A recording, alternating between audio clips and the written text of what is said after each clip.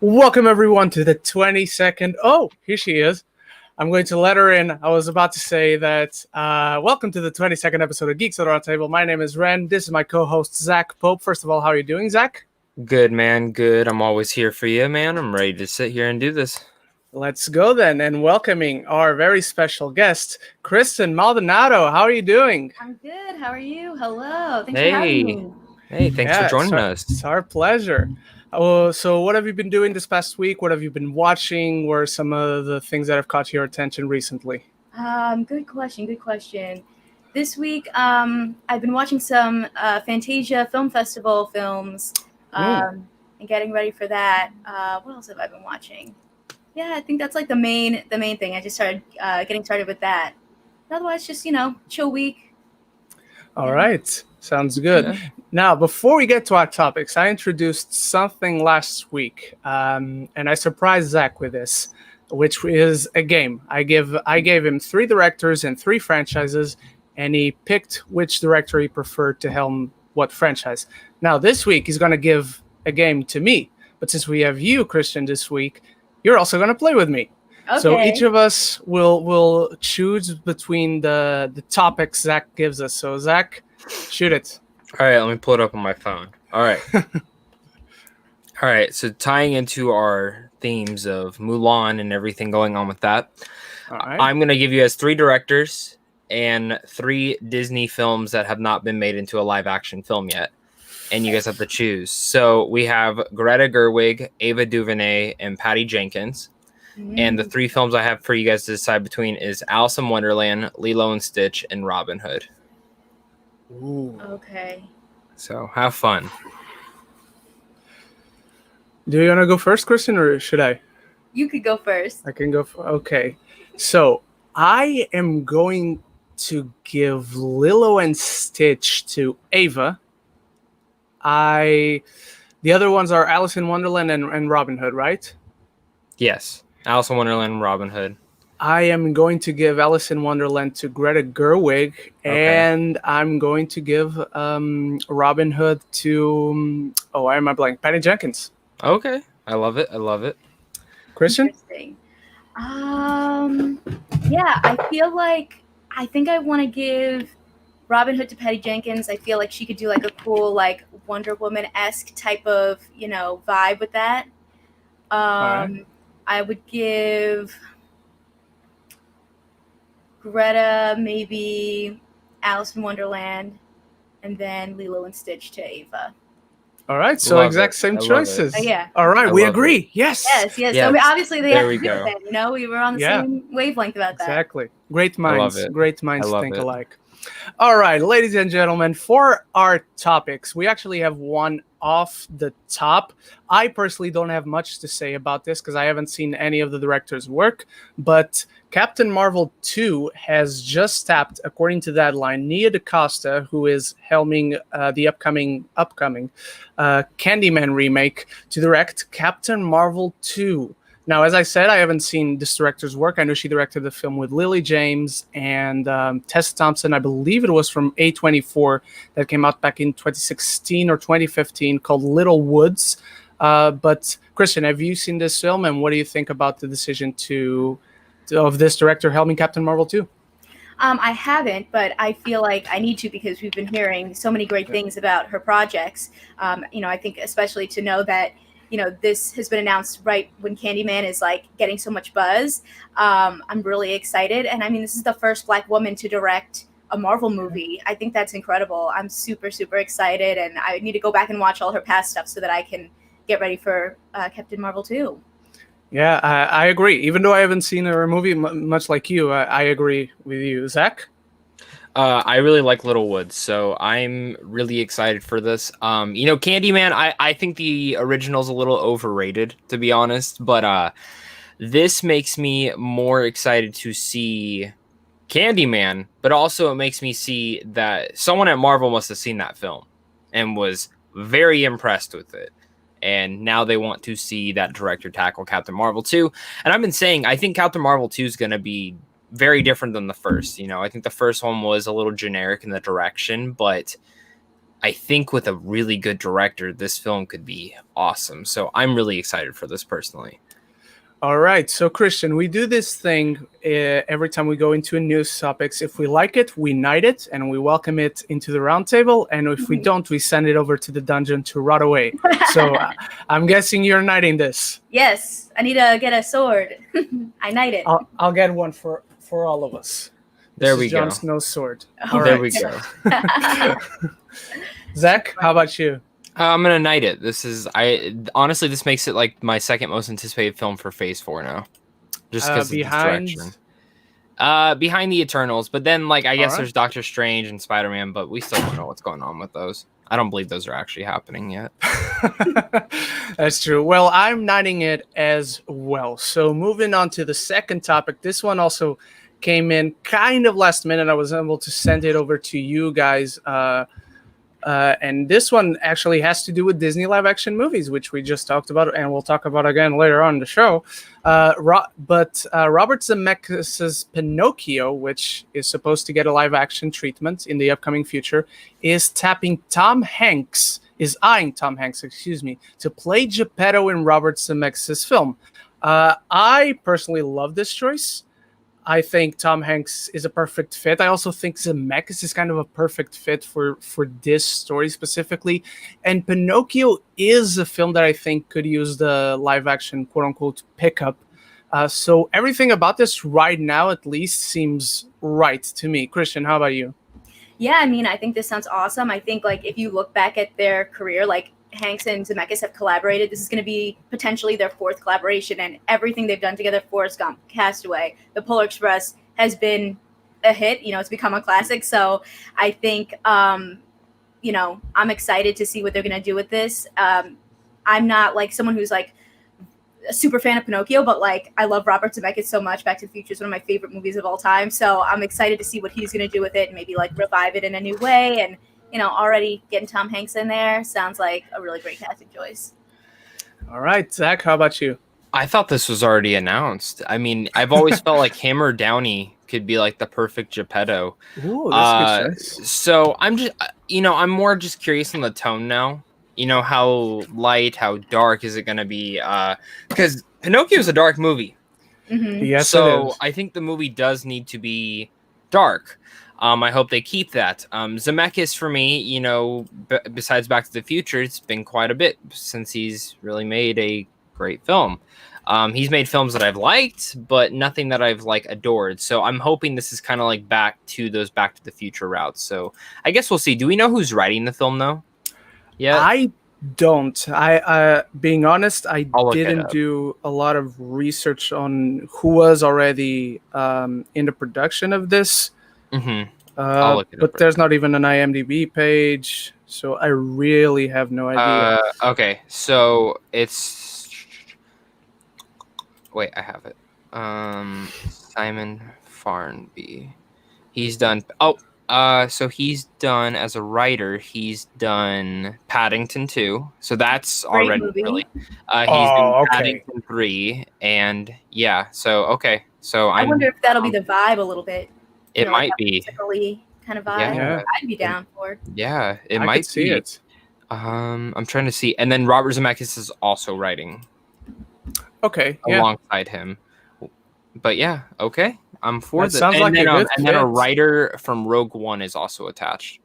But I don't know how long ago that was. It looks like Simon's the newest one. That's probably for the dark part, for the donkey Maybe so. parts when the kids turn into donkeys and such. All right, Zach, let's start with you. How are we deciding on this news? Are we I'm sending gonna to the knight it. dungeon? I'm gonna knight it for now. But I need to see like these live action remakes. I need to see the vision as they're going. Like I know that Lilo and Stitch and Robin Hood are announced, but they're going to Disney Plus, and it's like for me, I can't knight those until like I see what they're looking like. Yeah, Kristen. I would say the same. I'm like half knighting it because again, you know, I think this is one that I think maybe could do well as a live action film because, you know, I don't know if it's, you know, has the same, you know, I don't know if Pinocchio has the same level of like excitement as like a Cinderella or something in general, like in terms of the old classics, you know, so I feel like this is actually something where they could do something really different and maybe people would be like cool with it because, it's not going to be like changing a classic. I mean, it is a classic, but like, not on the level of, I feel like, of like, Aladdin. I think Pinocchio is a little bit more underrated in a way. So I think this could be a great way to bring it back. Yeah, I'm actually siding with you. I'm kind of half nodding it. Like, so far, I like everything I'm seeing, but like Zach, I still need to see a little bit more. I still need to see more specifics about the vision of this one. And I agree with you. Pinocchio is kind of underrated, kind of forgotten because it's one of the oldest ones. So it's understandable, but I hope this one brings it more attention. All right, moving on to our third topic. That was an interview being conducted, I believe it was IndieWire, and they were interviewing Denis Villeneuve about Dune. And amongst many other things, he talked about a lot of the process of making the movie and his hopes for what it is and what it can become. But he said that it would be a major rush to finish the film in time to hit theaters in December. I'm forgetting the date. I'm sorry. This year. Because they had reshoots planned, because all big movies do, and that's natural. But because of the global bastard happening right now, he can't get to it, unfortunately. Now, I was thinking of this, and I have a few thoughts, but let's start with you, Kristen. How do you feel about this? I mean, if they need more time, take the time to make a great movie. I think, this is a year that's been unprecedented, so I would rather see it pushed to another year if they aren't able to get it out and, get it done in time. And also, again, like, would it even be able to go into theaters? I think people are still figuring things out. So I'd rather wait, to get a great movie than rush it to try to be done in December. Mm-hmm. Zach? Zach? It's getting delayed.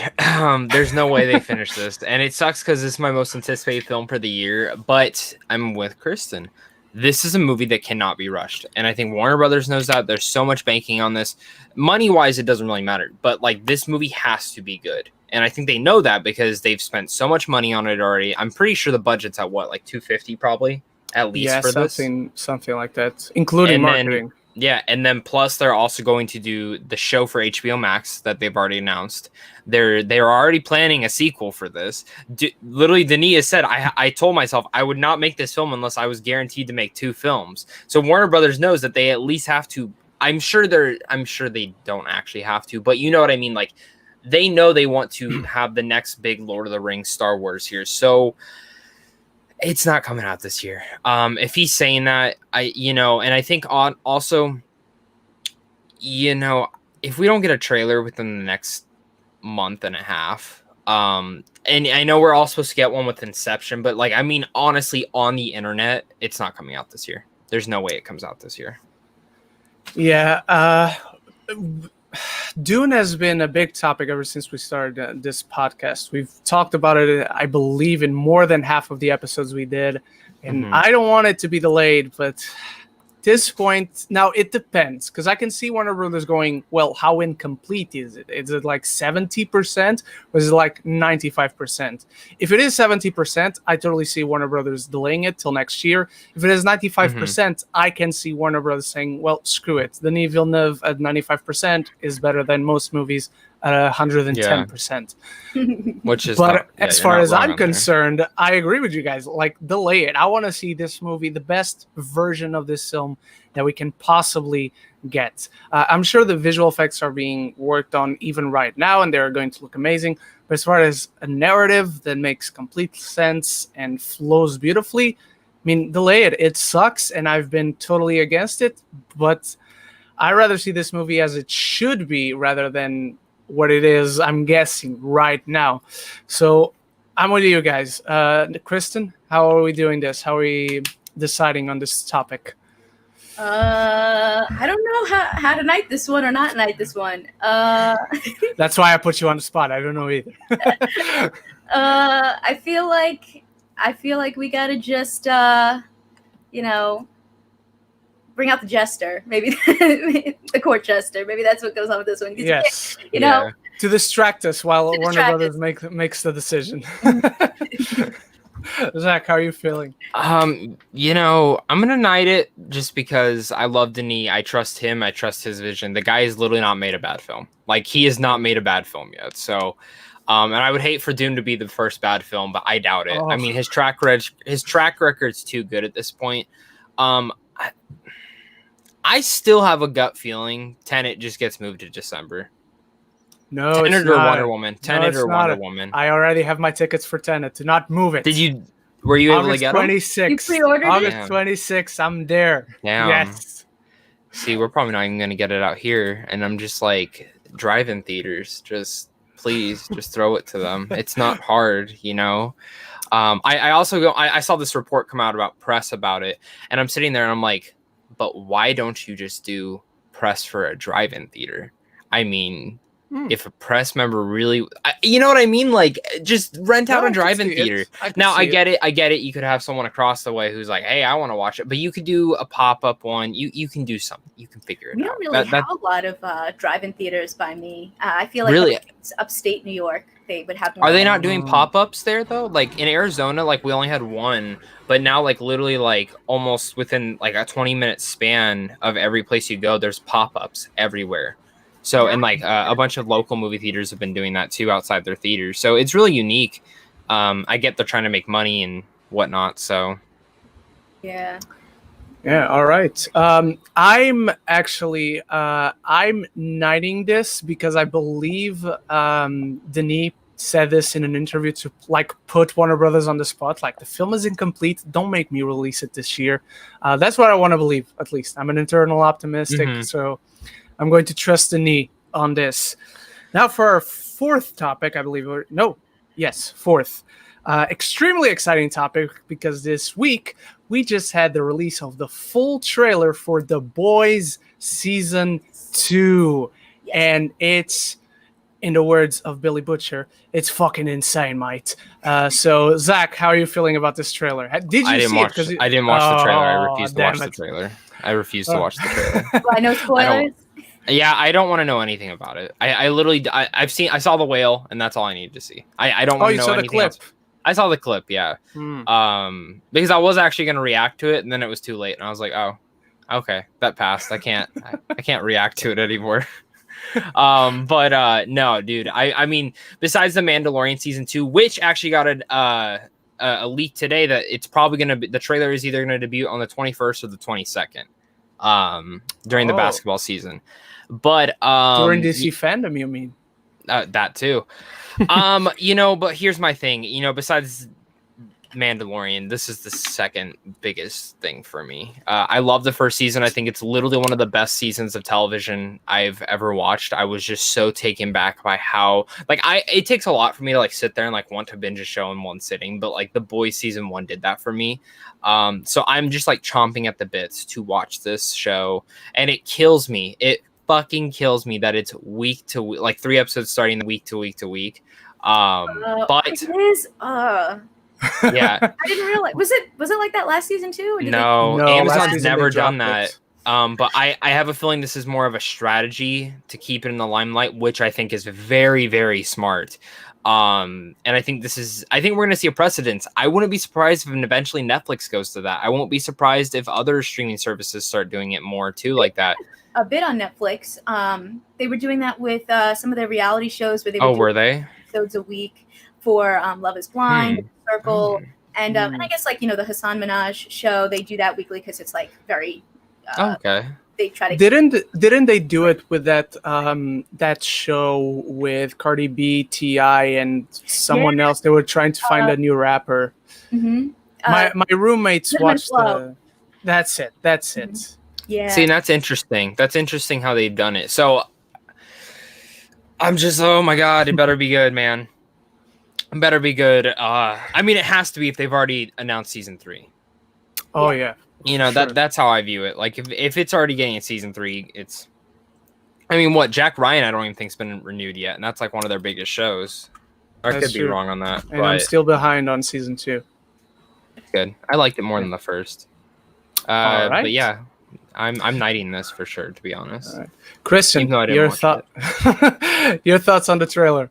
Yeah, I'm really excited. I thought the trailer looked awesome. I love how dark it gets and, how funny it is. I think The Boys is again, like you said, one of my favorite shows. I love these superhero shows that are, kind of give you a little twist on what it means to be a superhero. And I think this one really stood out last year, and I love it. And I can't wait to see what they do for this season. There was a lot of questions, I feel like, from the end of season 1 that it looks like they're already like hinting at. I can't wait. Yeah.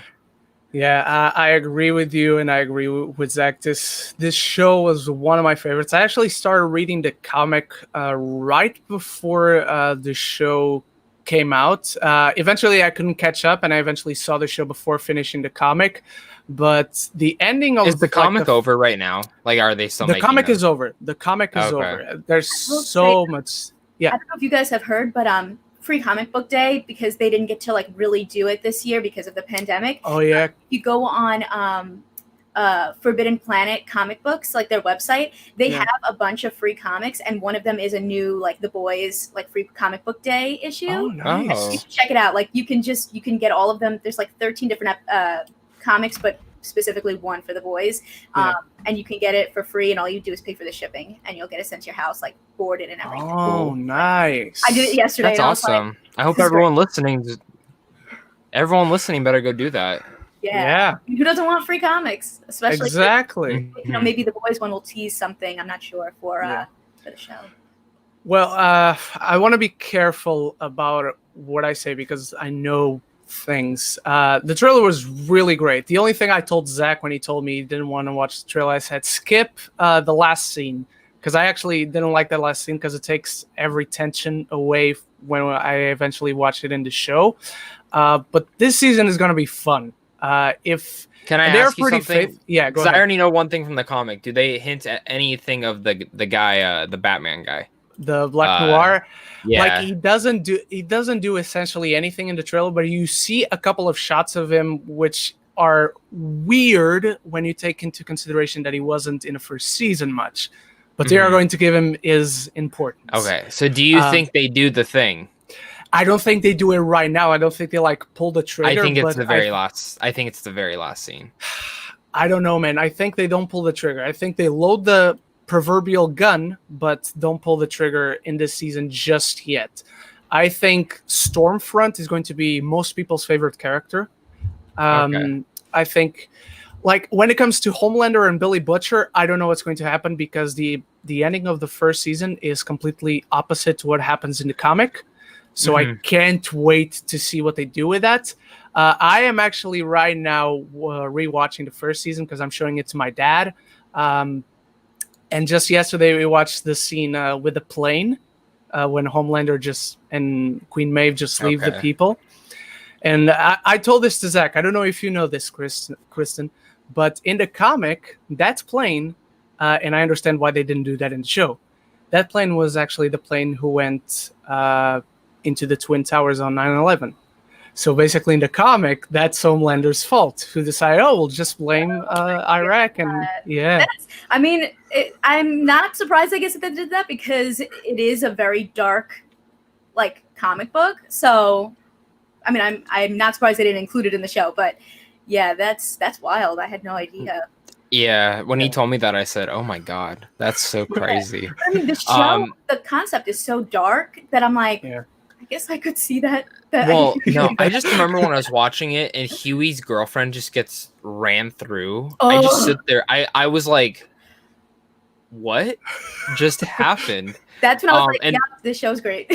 Yeah, and that's exactly what I thought. I said, I'm binging this thing tonight. It was great. Also, we just got breaking news. So when we're done with this, or when we're done with this segment, right. I'll say what happened. I guess let's just knight it or throw it to the dungeon. I believe I'll knight it, where this even though I haven't watched it. Knighting it as well.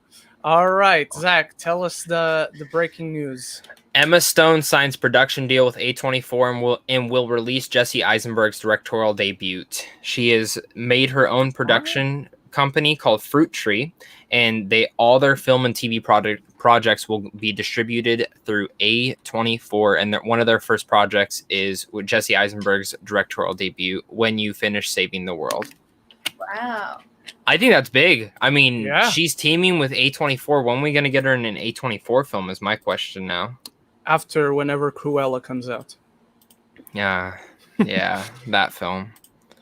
Isn't no, that was Focus Features. Forget about it. I was going to ask something that it's not. I'm really glad to know about this. That's huge. I think it's huge, and I can totally see Emma Stone actually moving away from acting eventually to behind the scenes writing and directing. No, she's It one of the best sucks. actresses. It sucks on one hand, but I think it's great for her. Kristen, how are you feeling? Oh shit! This? They just dropped the Zola trailer too. A24 did. Oh, really? Yeah, I've seen it. It's really good. The tweet, right? Like the Yeah, I've seen it. Yeah, they just dropped. Yeah, yeah. they just dropped. So they just dropped the official first teaser. I think they're gonna do a VOD release. To be honest. Yeah, I wouldn't be surprised. makes sense like, since it was. It all says online. coming soon, so I'm like, it has to be soon. You know what I mean? Yeah. I liked it a lot. It's really gross though. I mean, Like I felt gross. I felt gross watching it. So All right, damn, they're gonna just dropping see it. everything. Yeah. But yeah. So are we gonna knight this Emma Stone thing? I am. I'm excited to see what Eisenberg does. Yeah, same here. Kristen, how about you? Yeah, definitely. And I mean, All who knows? Maybe she, since it's her production company, she'd be able to write and like direct and produce things that she wants. Maybe she'll star in them too. Yeah, Definitely. that's very true. I'm nodding it as well. I love how this show is being unanimous this far. I love it.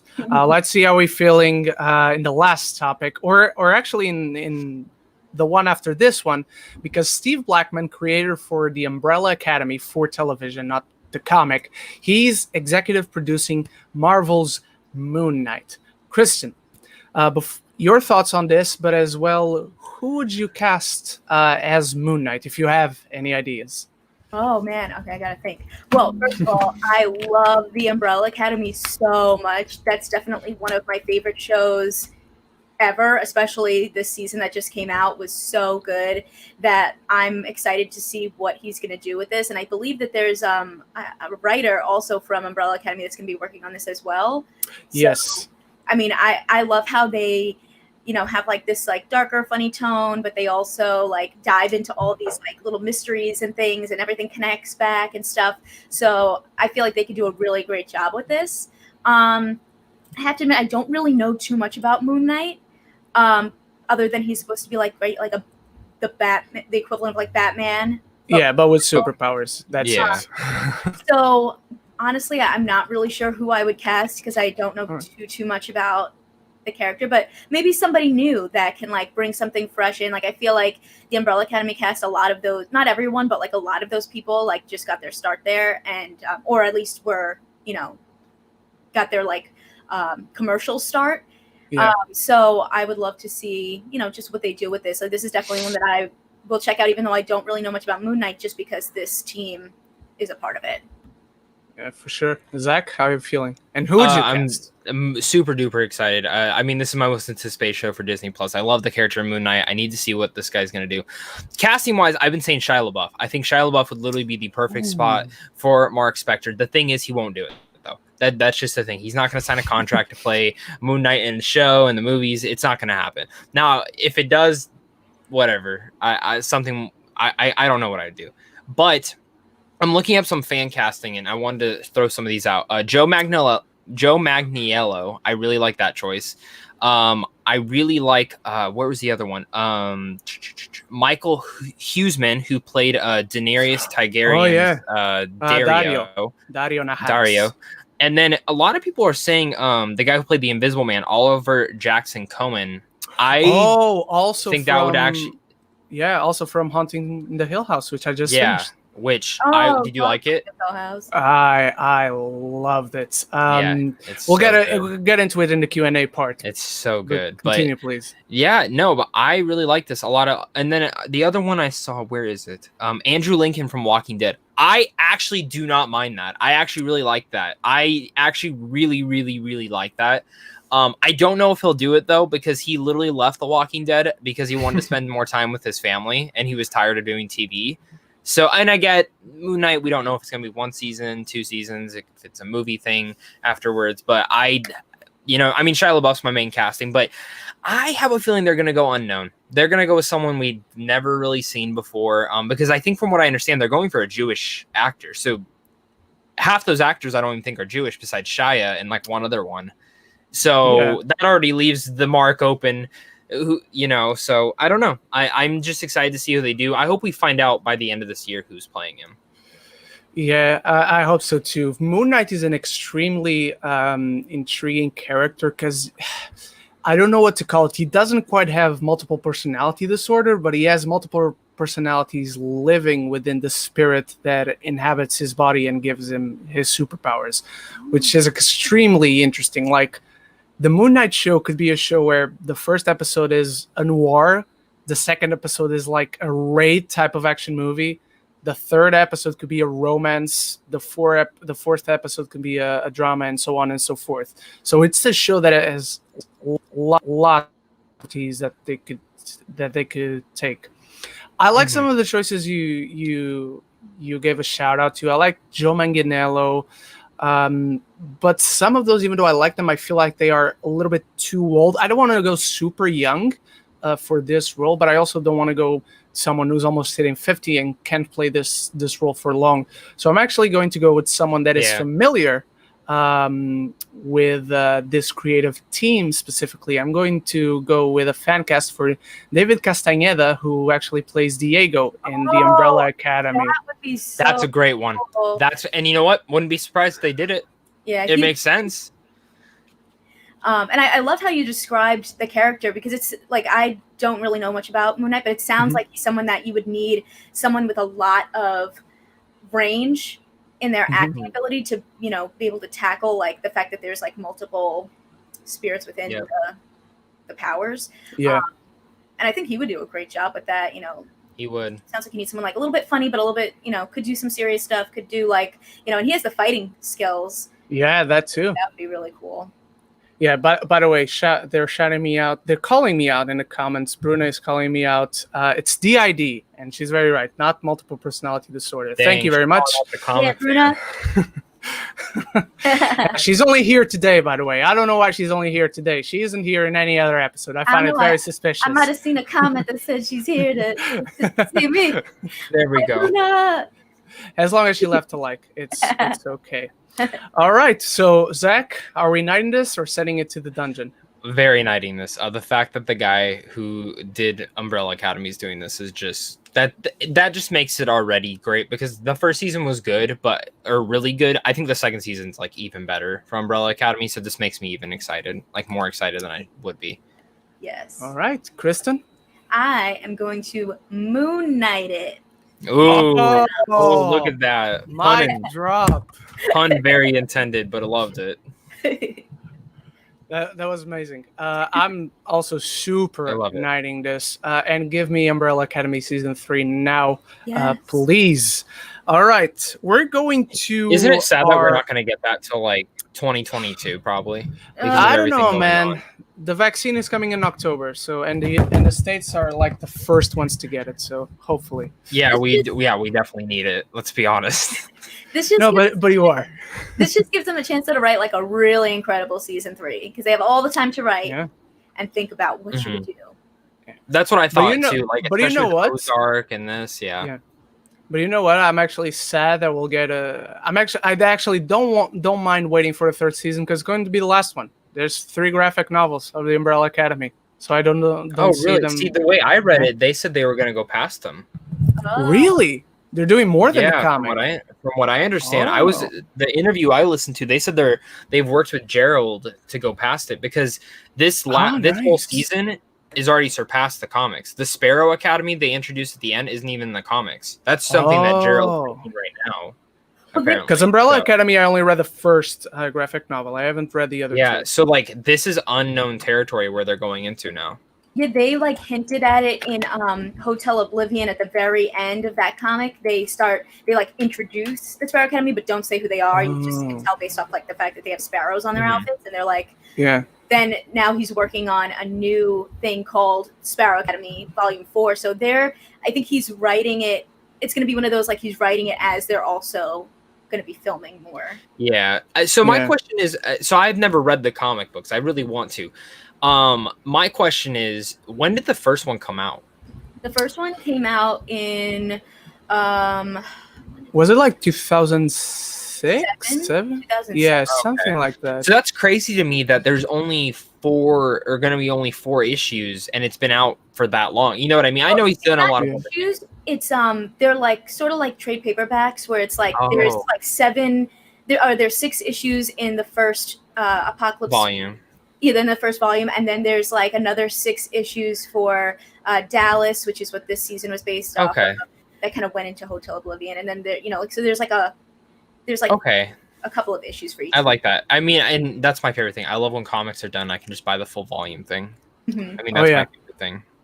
And you can do that with The Boys right now. I'm not sponsored by The Boys, by the way. Can I you? just want someone else to not read it. Not sponsored by The Boys, but would be open to being sponsored by The Boys. Yes, not sponsored by The Boys yet.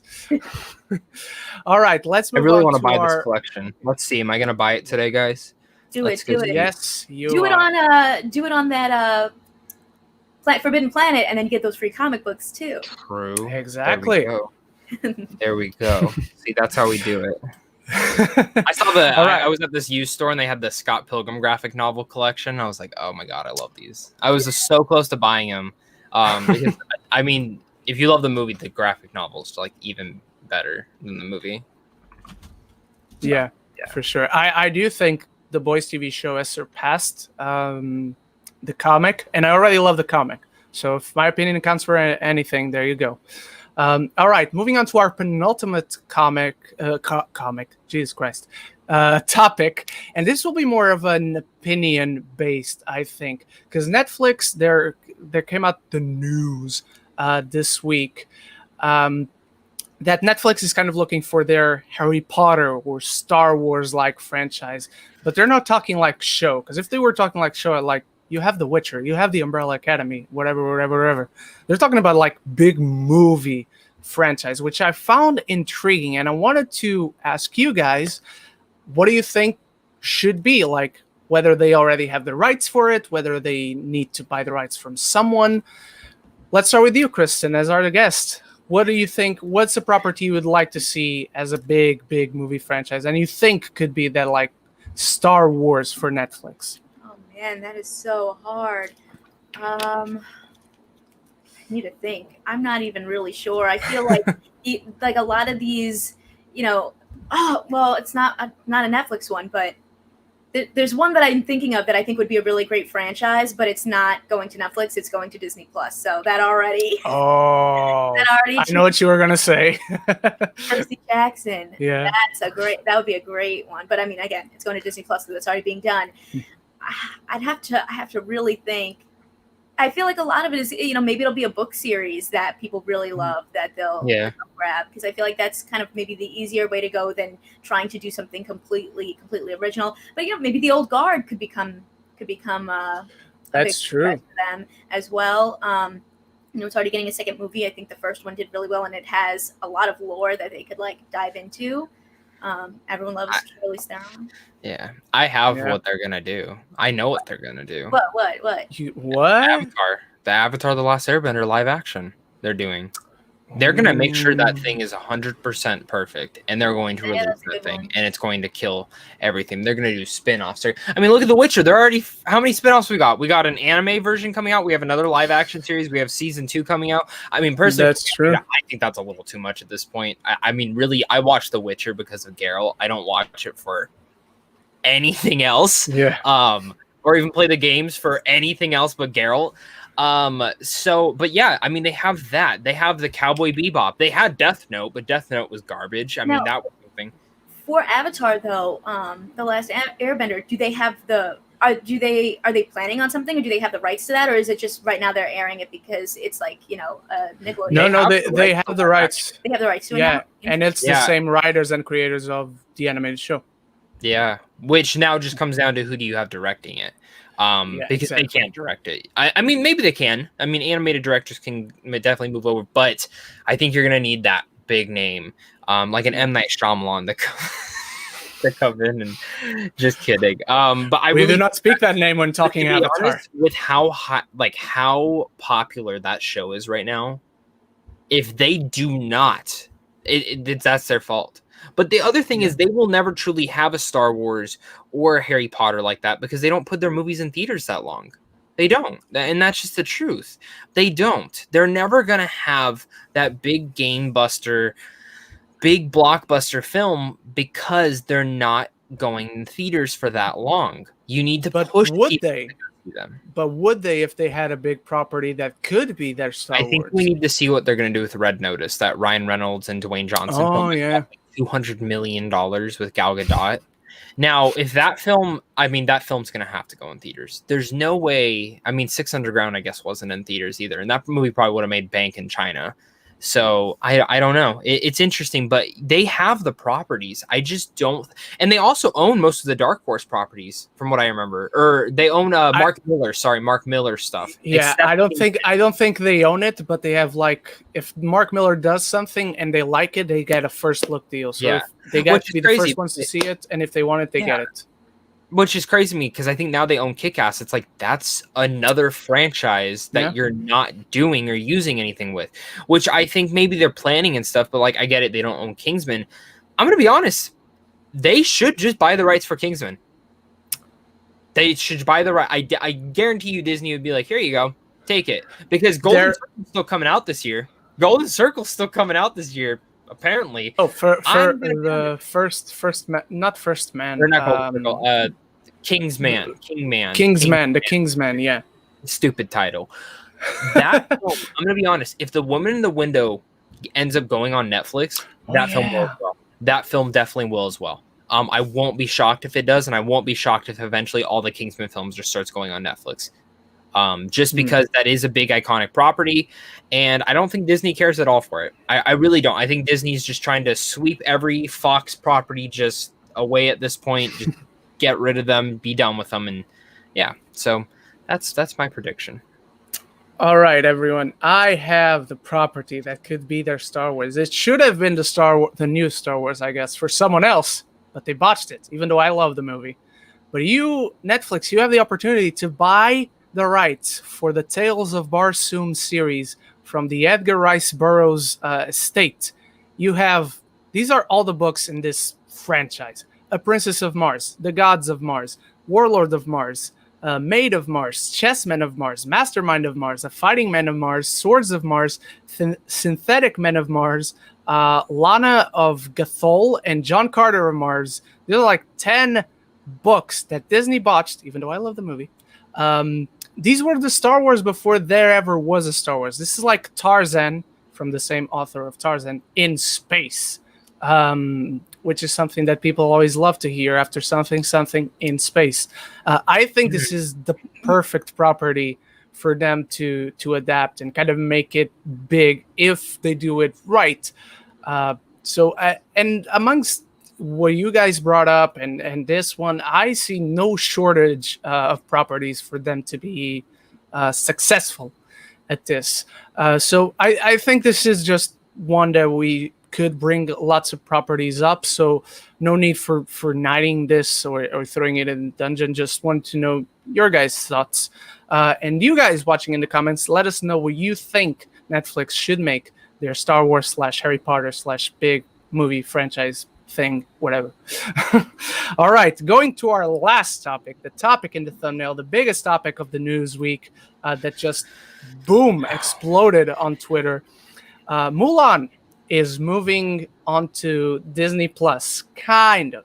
It's moving on to Disney Plus, going to be there on September the 4th, but it's also going to theaters in a lot of territories. I'm probably guessing wherever it goes to theaters, it won't go on Disney Plus. I'm guessing like the UK and even here in Portugal, we get it in theaters. But on Disney Plus, it's going to be for $30 plus. It's your subscription. You already have an account, but you have to pay $30 microtransaction. to get yes, a DLC for Disney Plus. Now, there was a lot of confusion when the news first came out about whether this was for rent or not. Disney has since then clarified that once you buy it, it's yours. as long as you still have an account on Disney Plus, which is so that good. makes me happier, because when I was reading, it was all freaking rentals, and I'm like, $30 for a rental. I mean, that's a lot for one person, you know. But here's my thing with this. Anyone freaking out there needs to understand you are probably one person who's going to want to watch this by themselves and not watch it with your family or friends or anything of that nature. Here's the thing, or even go on a date, because I'm going to tell you, this is cheaper than going out on a date. This is way cheaper than going out on a date, guys. This is cheaper than taking your full family to the movies, and that's the truth, because who is the majority of people who are going to go see Mulan? Families, I guess. Families. And I get it. It doesn't look that but it's Mulan. That name sells it. Disney's putting it on Disney Plus. It can't be that violent, guys. It can't be freaking 300. So it's a lot of money, but how many other dumb things do we spend $30 on? I can't say anything. Look at my background. Half the shit is worth more than $30, you know? So I get it. It is a steep dive, but also, you know, if you are sharing a Disney Plus account, like, hey, you want to see Mulan? I want to see Mulan. You pay $15, I pay $15, and we watch it.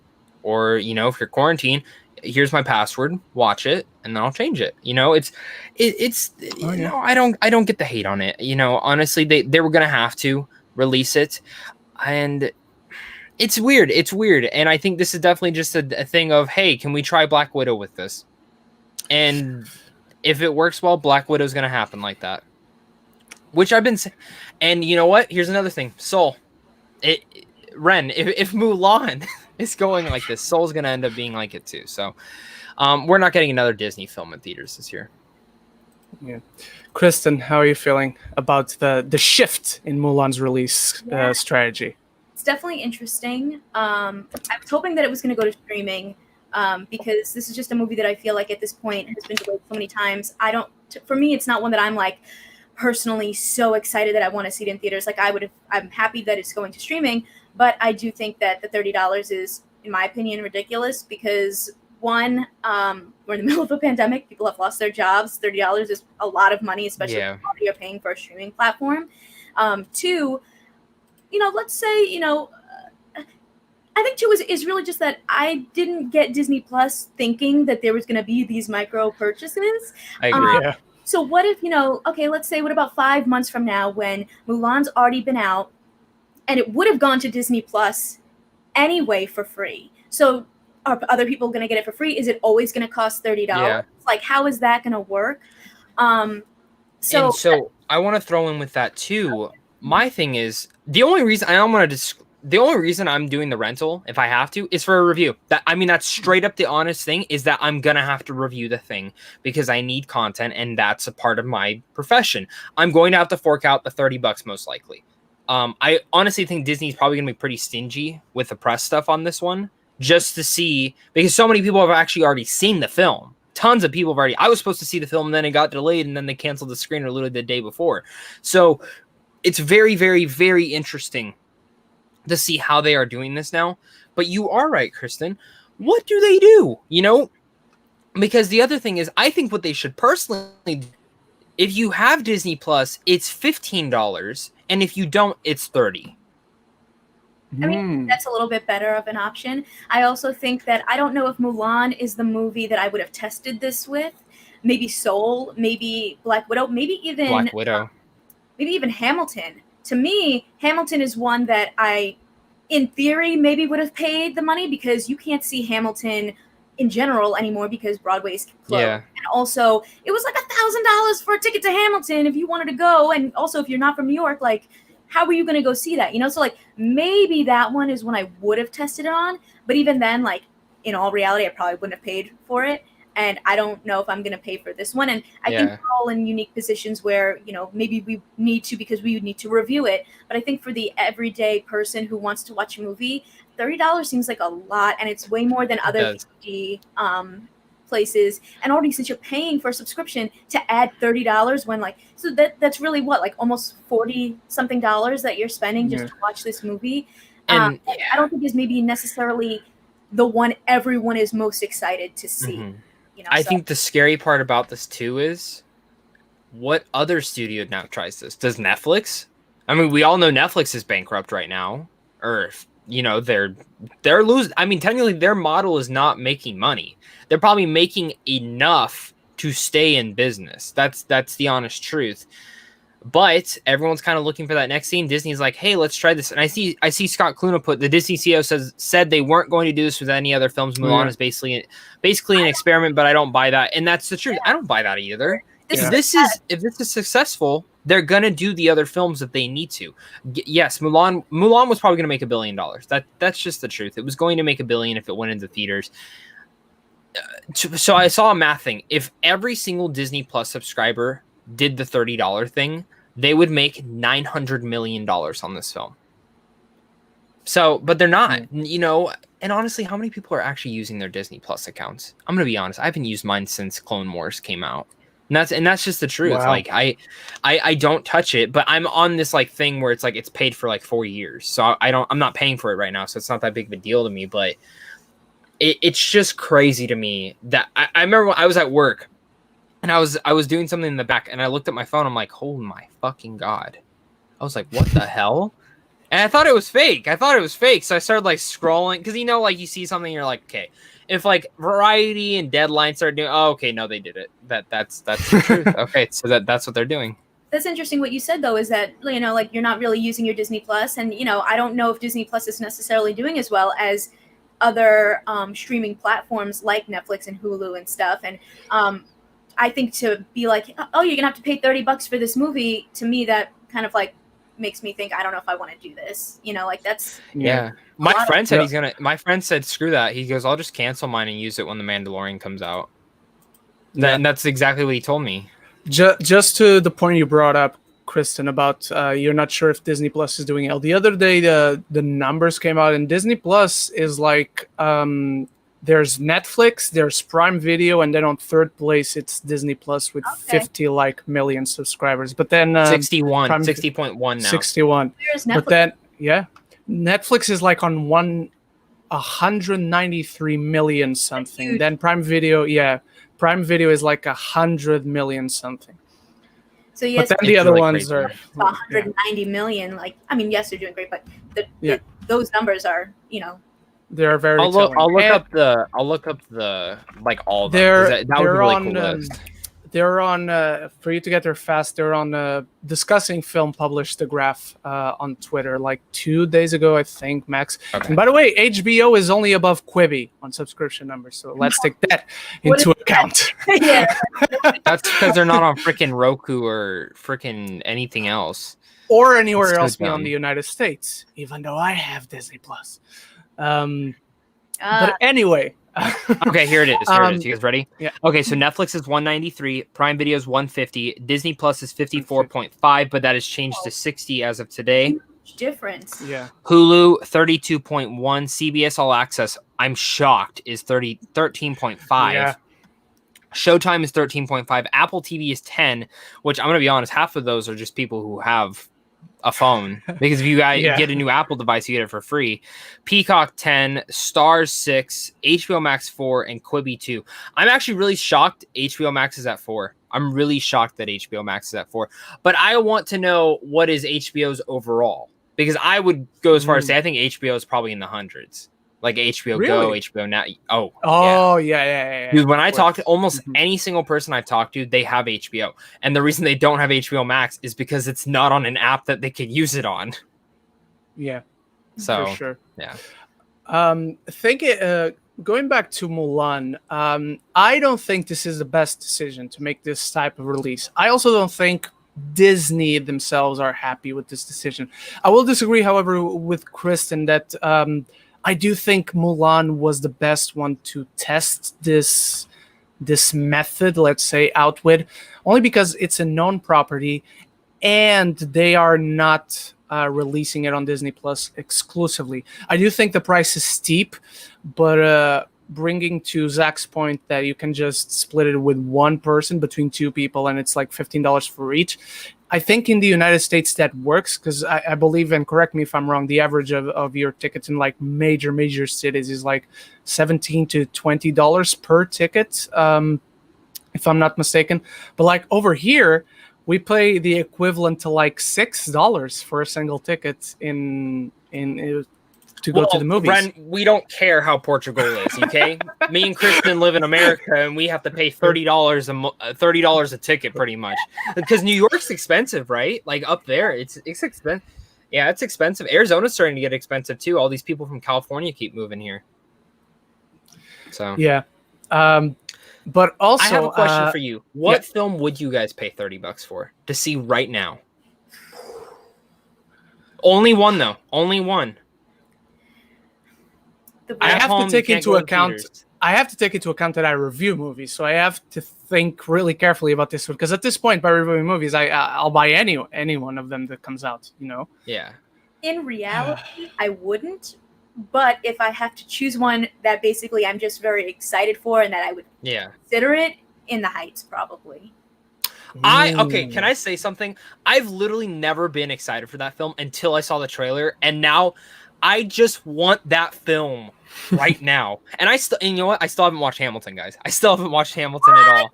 Yeah, I still haven't watched the trailer for In the Heights. I think, to be honest though, I think I'm gonna put it on today because I'm like gonna move my desk. I'm gonna move so much stuff around in my room today, so I think I'm gonna have it playing. But I already know what's gonna happen. I'm gonna get I'm gonna literally everything's gonna be moved, and I'm gonna sit on my beanbag and just sit there and watch it. And then 3 hours are gonna pass by, and I'm like, oh fuck, I gotta clean up. I gotta tell you, I watched Hamilton like 4 times. I play it in my car now.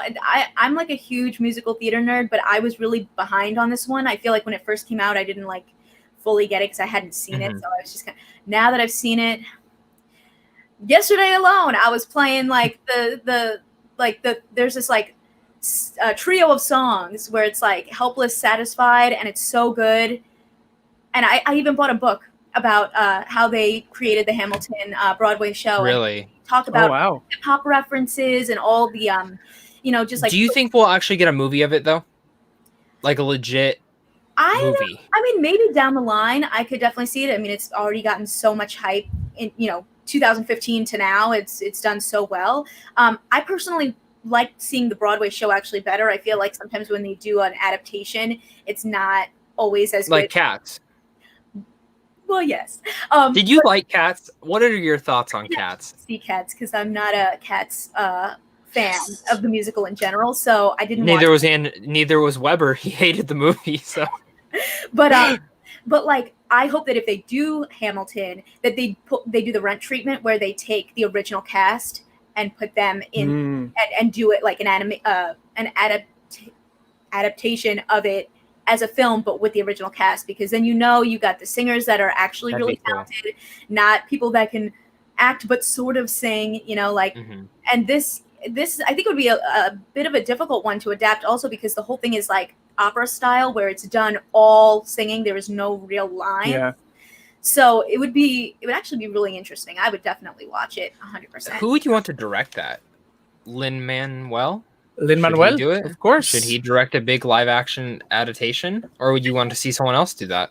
I would like to see him do it because I think he directed Into the Heights, right? No.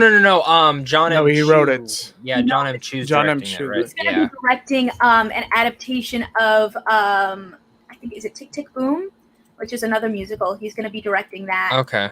So I guess once we see what he does with that, but also he's just so close to this project. Obviously, like.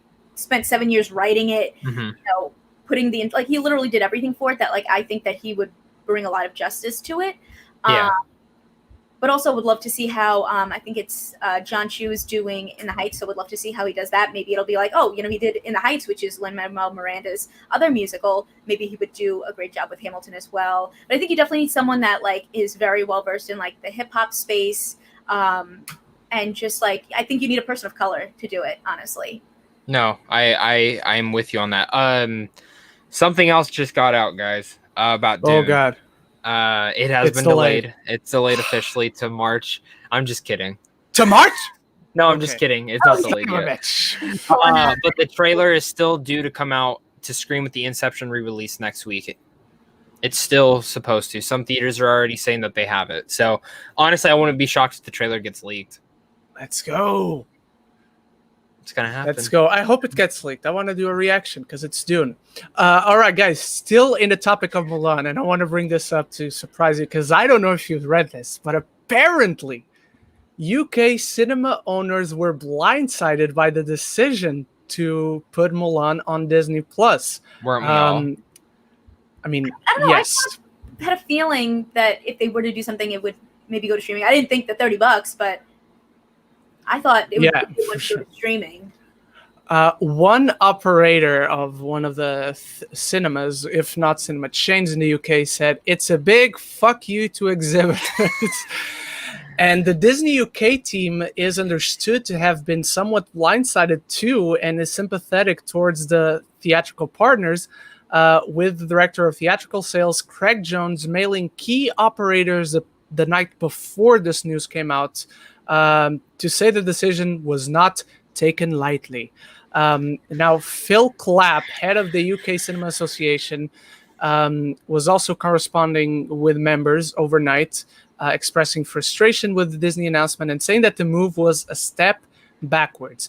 And he talked to Deadline and he said, while no one underestimates the challenges facing studio colleagues at a time when many operators, that is the cinema chains, are showing faith in our business by investing in the safeguards necessary to reopen, we need major studios and film distributors in general to do the same. First and foremost, it will deprive hundreds of thousands of cinemagoers of the chance to see such an impressive film in the best possible environment, the cinema theater. It's still coming in the theaters. It's still going in the theaters, technically, though. Apparently it's not in the UK. That's weird, though, that it's not. That's really weird that it's not.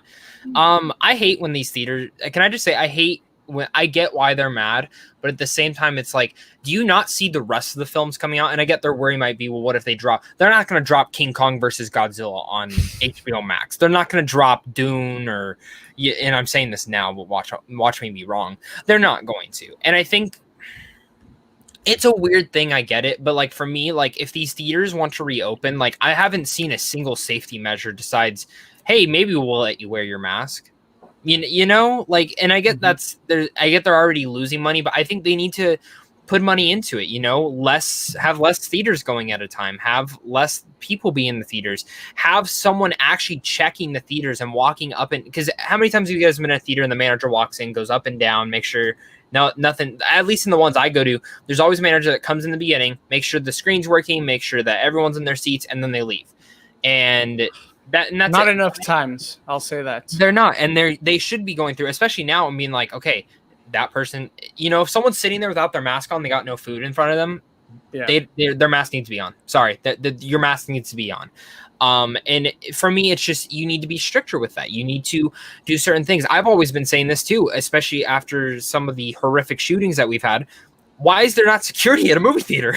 How there's so many people who need jobs in the world, especially people who I know so many veterans who can't find a job. You don't need to give them a gun. There just needs to be someone security-wise, you know, how many retail places is there security? They can't do anything. Most retail places, security can't do anything, but it's that intimidation factor, you know, that they're there. You know, if a big man that looks like Bane walks into your movie theater and walks up to you and tells you to put a mask on, are you going to wear your mask? Probably. You know, but if a scrawny little manager named Zach Pope walks up to you and says, hey, can you please put your mask on? They're going to tell me to fuck off and I'm going to go back outside. But then you say, if you're telling me to fuck off, again, my friend Ren is coming here with a sword. All right. Oh, see, there you go. But it's just, I'm just, reality is, guys, keep wearing your damn masks. You want to go outside, you want to do your thing, wear a mask. Or guess what? We're not going to. And I also do not understand. I've seen a lot of places saying like people are not going to run out to the theaters again. That is not true. I do not get where the surveys are for that, because I will say this right now. If for anyone who works in retail, the second store started opening back up, what was everyone doing? They were going shopping. So the second movie theater opens back up, guess what people are going to go do? They're going to go to the movie theaters. And the reason people weren't going when other things were coming up, because there wasn't anything new coming out. You announce a Black Widow is coming out tomorrow and movie theaters are opening back up, there will be, I guarantee it would make at least 300 million opening weekend. At least 300 million. That seems small compared to most Marvel films, but it's only small because of the limited capacity. For sure. So for sure. Yeah. Sorry, I all right. like to rant, and I'm just getting very heavily annoyed with like Dude, this pandemic. it's your man. show. You can do whatever you want. It's so damn annoying. It like one of my managers actually watched our last live. Asked me anything, Ren. He goes, he's like, you just seem pissed when people like do. I'm like, yes. I'm like, because people can't just be smart for once. Like, how? And as a country, I mean, Ren, you don't live here, but like Kristen, like how? Why can't we just work together? Like, what is wrong with our society? Like, I saw a video yesterday. This guy wasn't wearing a mask, so a lady threw coffee on him, and then they got in a fist fight. Why? First off, That's crazy. World star. Yeah. First off, why are you going to pour your full hot coffee on a person and not expect to get punched in the face? I'm sorry. If they're not wearing it. But the thing is, it's not like he was inside a building. Like, they were outside at a park, literally not around anyone else. Not around anyone else. Okay, if you don't want to wear your mask, fine. You're social distancing. You're doing your thing, right? You're not inside a building. You're not inside anything.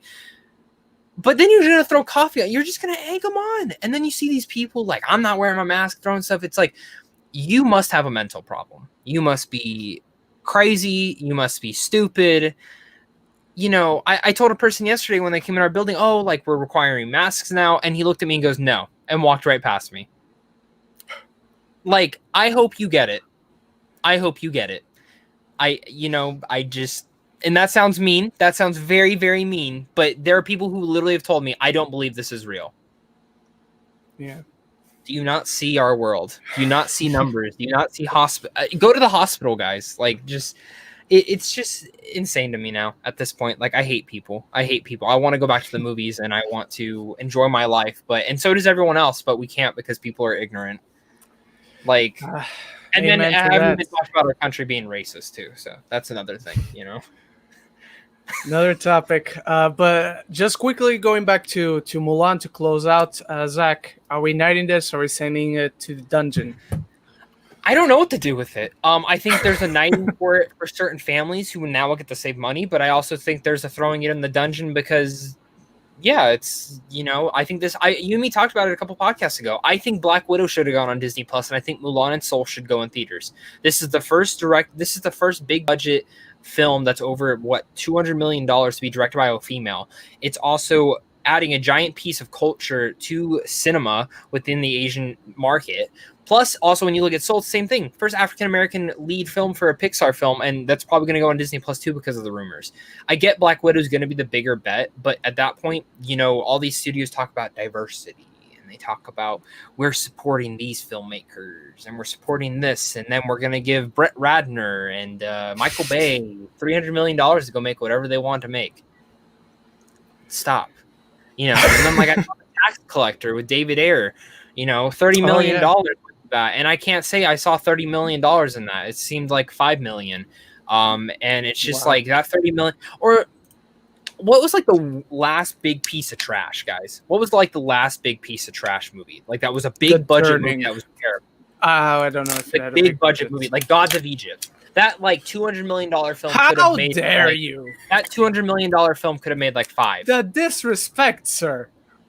Yeah. Gerard Butler didn't put an Oscar-winning performance for that. Kristen, what are you deciding on when it comes to the Mulan topic?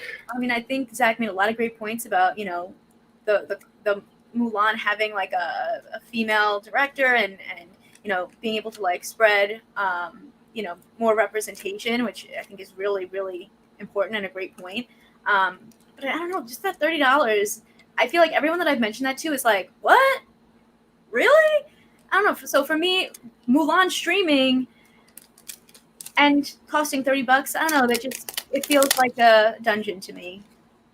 Yeah, I'm with you. I think it's a dungeon thing. It's not that I'm mad about the situation, but I also think Disney is not happy at all. It's just they're up against the wall. They had to make the least bad decision, so but still bad decision.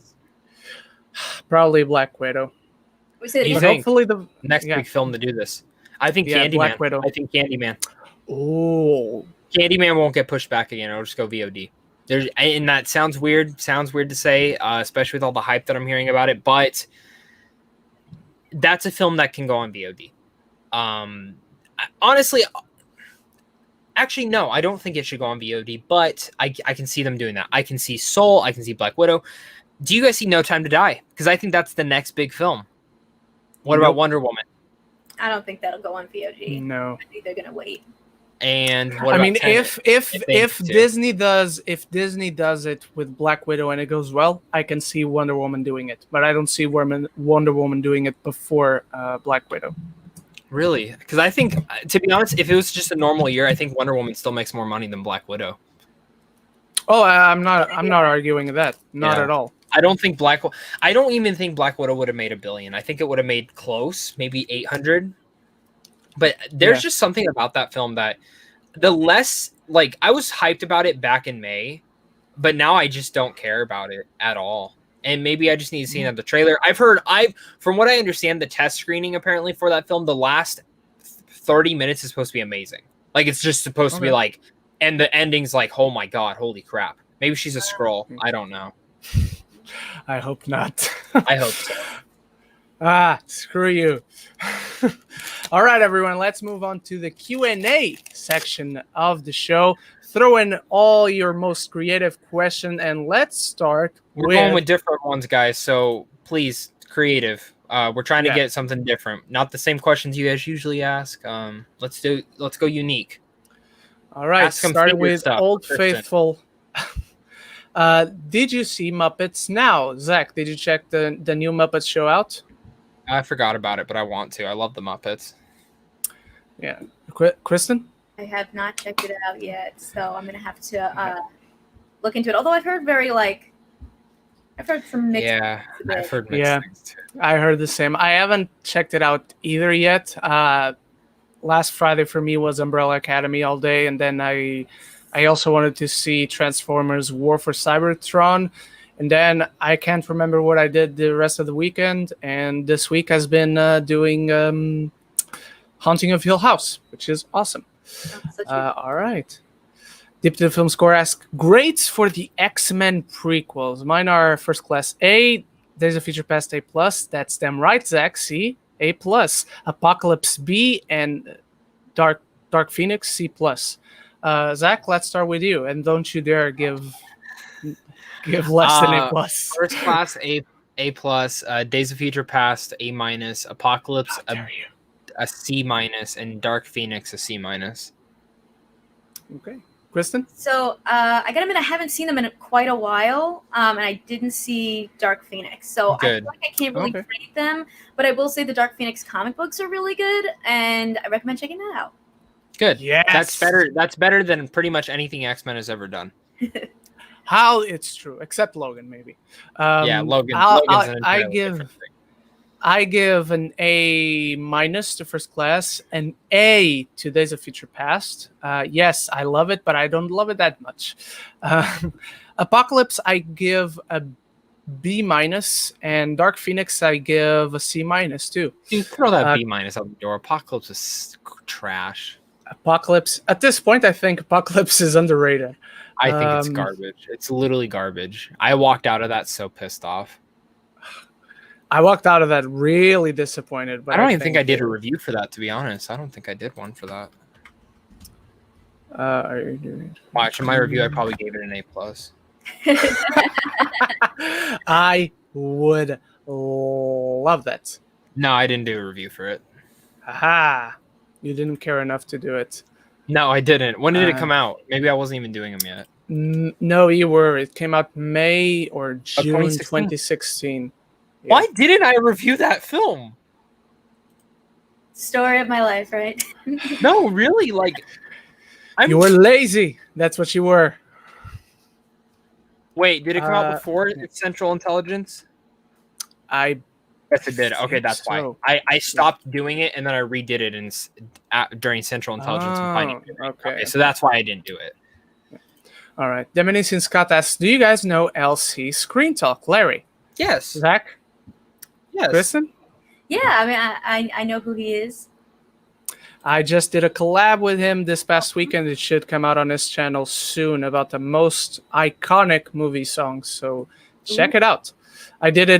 There was Alyssa from Mainly Movies was there, and Leo Rydell from Geekly Goods, who's also here in the chat, was in there as well. Favorite all-time TV show? I like this one, Zach. Let Kristen start with this. Kristen? Oh my gosh, there's so many. I'm like such a TV junkie. I mean, the OA is incredible. It's very I can't believe that got canceled too soon, but it's incredible where you're like diving into everything from like other dimensions to like near-death experiences. There's all these mysteries and stuff. Ugly Betty is a show that I really love. Following like it's originally a Colombian show. They've done so many adaptations all over the world, but it's basically a story of a girl, that's sort of like an ugly duckling, so to speak, that comes into her own. And I love the American version with America Ferrara. That's a show actually that I think I've watched more than any other show, which is random, but I've watched it like 4 times. It's just so good. I love it. Dollhouse. I don't know if you guys have watched Dollhouse. I know what it is. I've never seen it. Eliza Dushku. It's a Joss Whedon show, and it's so cool because it's about these like people who are kind of like they call them dolls, but they basically get implanted with different personalities and go on different missions each episode. So like one episode, maybe they are a backup singer for a pop star, and then another episode they're like infiltrating a cult as like a blind woman. Like it's crazy. Like it's definitely one of those shows where like if you're an actor, you get to really dive into a whole bunch of different roles, but just in one project. So those are probably a couple of my favorites of all time. Zach? Okay, man. Breaking Bad is my favorite show of all time. It's actually what made me love filmmaking. I love it. I love it. I love it. I've probably watched it the most. I love The Office. That's my show I put on almost every single day. I can rewatch that show endlessly. Like the second they take it off Netflix, I'm not getting Peacock. I'm gonna just buy it I'm just gonna buy it. The other thing, the Chuck. If you guys never watched Chuck, Zachary Levi's first big breakout thing on Amazon Prime right now. It was originally on NBC. It was a show that got canceled every season, and the fan base fought for it to come back. It's so amazing. It's literally like if you guys love James Bond and you love geeky stuff, it's literally the best show ever. I'm not even joking. Like if you have never watched Chuck, please go watch it. Like, please go watch it. Like, I will give you $1 to just watch the show. It is fantastic. I love it. The Leftovers on HBO, love it. I thought it was perfect 2 seasons. The first season was a little bit of a mess for me, but the last 2 seasons were awe-inspiring and amazing. Community, I love. If I don't say Friends, I'll probably get crap for it, but I love Friends too. It's just I love TV. I'm very, very picky with what I watch on TV because there is too much TV to watch. Game of Thrones would have been in there, but yeah, that last season really not disappointed me, but it could have been better. Stranger Things is up there. Walking Dead, I'm like the only person that'll probably ever have it in their top 10, but I love The Walking Dead, so yeah. All right, to me, there's 3, but I'll say Westworld is my favorite show currently airing on TV so far. But there's 3 that are on my pedestal, on my personal pedestal, and they're not going anywhere. Battlestar Galactica, the recent version, Sons of Anarchy, and in first place, Spartacus, which came out like 10 years ago, I believe, or 9 years ago on Stars. That's a good show. I love that. What's a show that you guys like love the first 2 seasons, but fucking hated the show afterwards? Like it just went completely downhill, or just not even the first 2 seasons. The first season I loved, and then writer's strike, and it never got back on its feet in the following seasons. Heroes. Oh yeah. Oh my god, that is such a big one. Yes. That first season's one of probably the best seasons of television ever, and then one of the best single seasons for sure. Yeah, and then remember the reboot they tried doing? Zachary Levi. That was not good. Yeah. Zachary Levi was the villain. It was terrible. He wasn't bad in it. I wouldn't even say the performances were bad. It was the story nobody was bad. Yeah. But the first season, Zachary Quinto, man. Zachary Quinto. I feel like that's how he like really got to start. What was his name? Siler? Yeah. God, great villain, man. And what I loved about Heroes also was how they kind of like expanded the world outside of the show, with the comic books and with the graphic novel type of, I don't know, I don't know what to call it because it's so huge, but they had like 2 graphic novel things, and then they had like web series and stuff. Like I thought they were really innovative with the way that they did all of that. Yeah, which rest in peace to High Fidelity. That got canceled. Which High Fidelity. Denis and Scott asks, were you a fan of the Smallville TV show? Zach? Yes, I was. Kristen? I didn't watch it, but I do like the lead actor in Lucifer. That's a good show. Oh yeah, he's in that. I always said that Smallville would be the reason that Superman would turn evil if it was real. So those are my thoughts on Smallville. I hate it. Should everyone go into every movie, even if it's in a genre/subgenre they don't care for, or a film they think look awful from the trailers with an open mind? I say yes. Yes, Kristen? because I don't like musicals. And I went into La La Land with an open mind and I loved it.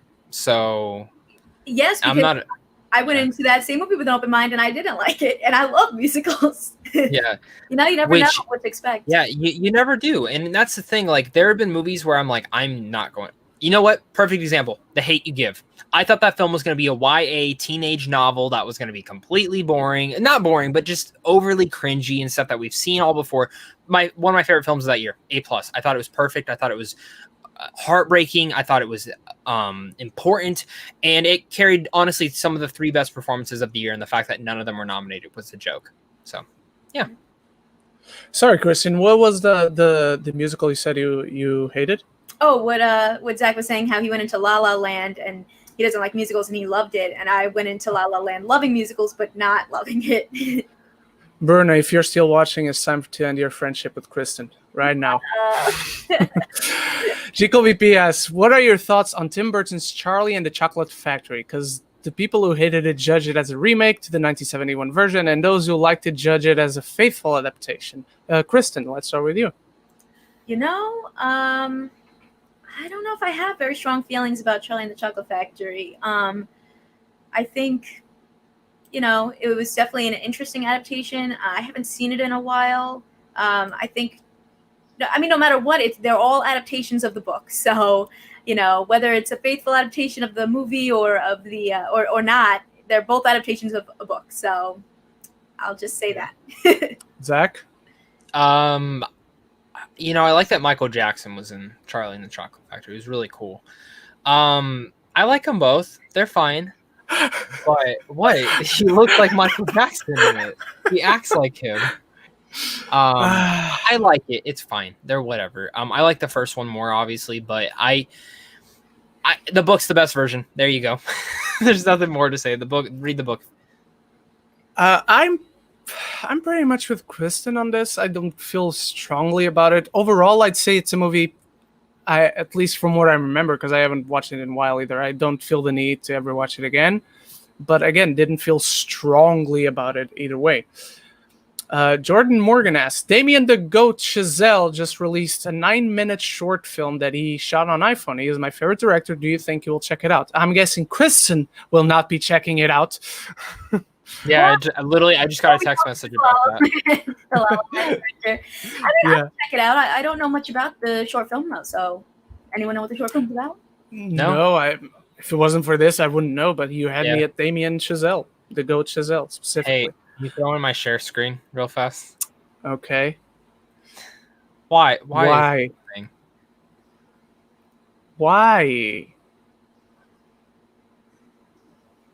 Is it because it's going on Disney Plus? Yes.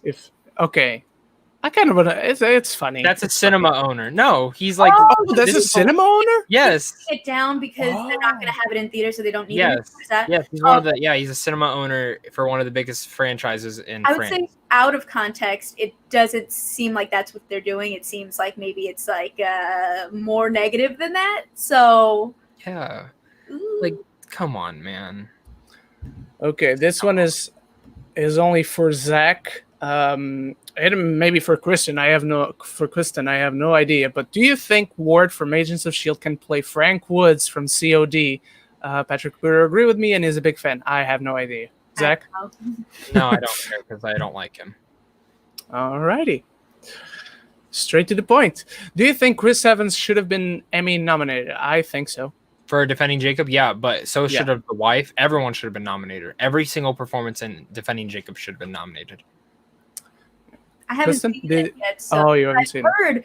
I've heard really great things up until like the very last episode. So yeah, the last episode's the problem one.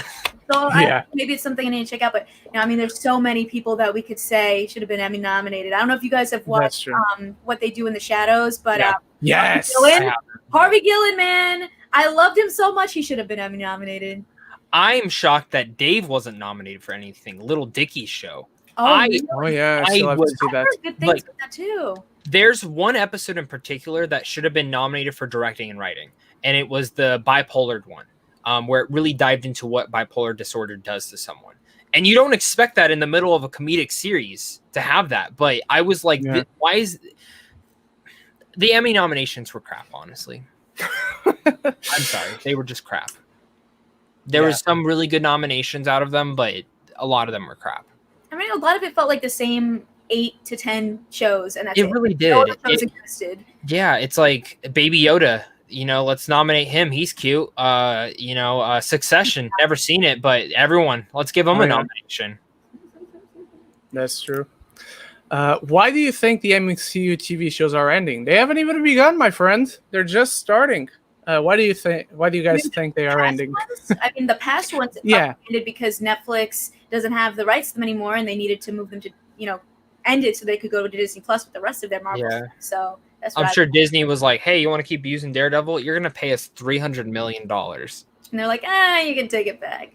Yeah. Also, they have their own platform now, so it's probably like, we don't even want to leave it on Netflix. This is our platform, Disney Plus. We want our stuff there. Yeah. I think this is for you, Kristen, and it's not exactly a question, but Brune is telling you to watch the documentary. I'm guessing either a documentary on Hamilton or In the Heights. I think it's Hamilton. Yes, I need to. Is that the Amazon Prime one, I think? I have no idea. I just checked out Hamilton when it came out on Disney Plus, and that's it. That's all I know. Favorite year for movies last decade. Name 3 movies for that year. All right. I'm starting this one because I know exactly what my favorite year was. My favorite year was 2017. My top 3. What were my top 3? Well, number 1 was Blade Runner 2049. What else? Because 2017. What else came out in 2017, guys? Thor, Spider-Man. I gotta do my research. All right. I have to do my research. I gotta go look. Galaxy 2, Paddington 2. That's true. Finally, someone who agrees with me that Paddington is a 2017 movie, not a 2018 movie for the Americans who had it in January. I went to England specifically. 2017, right, for Paddington 2? What was that? Sorry? Paddington 2, that was 2017, right? Or did it not? I believe in the States it came out on January 2018, but in the UK it came out in December because I went to London right around that time and I caught it in 2017. I still remember that. But do you have an answer, Kristen? It's a hard one. That's a hard one. Yeah. Favorite year for movies. I don't even know. I mean, 2017, I feel like I agree with you. I liked Paddington 2, Guardians of the Galaxy 2. Those were some of my favorites that year. Yeah. I just remember. So my number 1 of 2017 was Blade Runner 2049. Number 2 was Logan. Number 3 was Dunkirk. And I'll even give you number 4 was War for the Planet of the Apes. Zach? I'm almost done with my research. I think I know what year I'm gonna pick. This is tough. I'm because I was trying to watch my video real fast. Okay. Because I think I know which one it needs to be. Okay. I'm gonna have to do 2010. Toy Story 3. All right. Yeah, so Toy Story 3. Because Toy Story 3, The Town, and I think Inception came out that year, right? Yeah, Inception too. There you go. Yeah. All right. All right. Here it is. I am searching. Oh, you were asking a while ago. What was the last like big budget atrocity? Here you go. Yes. And here's another one. Yeah. Doolittle too. Someone said Doolittle. Oh yeah, that's true. What is a performance people say is bad, but you don't think they're as bad as they say? This is a good one because I know I have quite a few, but they're blanking right now. I'm blanking right now. My girlfriend always says Keira Knightley's crap. I say that too. Except in Imitation Games. No, Colette, she's amazing in. Fuck off. She's fine, and so did my professors at film school say that. You know what? Despite the movies themselves, I like Julian McMahon as the movie version of Doctor Doom. I don't think that's Doctor Doom as I like him, but I think given the material, he was pretty good. Oh God, a hard one. I feel like I could think of so many the opposite way. Say those instead, then. Maybe. I have one on that category as well. What is it? I've told you, Bryce Dallas Howard in Rocketman. I thought she was in a completely different movie, and I love her. Oh, see, I see the opposite of that. Okay, I have one, but it's actually for a film that I can't talk about yet. It comes out. I can talk about it today. It's a Netflix film. I actually think a lot of people are going to crap on their performances in the film, but I actually thought they made the film better. I can't say it what it is, so just look out for my review today. He's going to tell us after the show, everybody. It's a dance film. I'll put it that way. Oh, okay. I know what you're talking about. Okay. Yeah, me too. Okay. I love one of the people in that. I love the majority of the cast. Yeah, there's a lot of great people and a lot of great dancers. Kristen, do you have one for the question, or the other way around? I guess the other way around is I feel like it's more like a movie that people loved that I was like, Hustlers. I felt like everyone was like going on about it. I'm with you on this. I don't get it. Maybe it was too hyped up for me. Sometimes that happens where like a movie's so hyped. I agree with you. I felt gross watching that film. I legit felt gross watching that movie. I just felt I don't know. I didn't think that much was like happening, and they had all these big names, and then like most of them had like the smallest like cameo role, and that was it. And I was like, okay, well, guess that's You know what? Even Jennifer Lopez, I always hate her performances. I thought she was good in Hustlers, but then the whole Oscar buzz about it, I'm like, chill. She's not that good. Can I be Richard Jewell? The Richard Jewell movie. I didn't get the hype for a lot of the performances when the first initial reaction came out for that. I didn't get it. I really didn't understand that one. And I'm trying to find another one. Oh, Charlie's Angels. I thought everyone was good in there, and I thought people kind of crapped on everyone. Yes, in that too. I agree. That's mine too. Then I agree because I actually really enjoyed that film. I feel like I gave one of the few. I got one. I found one. Last Christmas. Fuck you guys if you didn't like that movie. Yes, that movie. I loved every performance in that film. Yeah. Kristen, not a fan. No, I enjoyed it. I liked the twist. Did you see it coming?